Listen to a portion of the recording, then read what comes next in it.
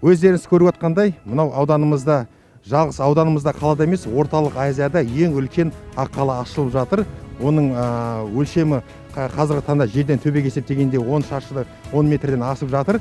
Бұның авторы Қазақстанда танымалы Смағұлов Сембеғалы ағамыз. Бұл аққалаға салуға өзінің үлесі қосқан ауданымыздың тұрғындарына рахмет. Осылардың барлығымыз бірігіп, осы аққаланы салдық. Айта кету керек, бұл аққалаға салуға бюджеттен ешқандай ақша бөлінбеген. Тек қана бұл ауданда тазалап жатқан қарларды көшеге қаланың сыртына апармай, осы жерге ағамызға әкеп беріп, сол ағамыздың қолдауымен адамдармен бірігіп, осы орталық Азияда ең үлкен аққала біздің ауданымызда Сарыарқада ашылып жатыр.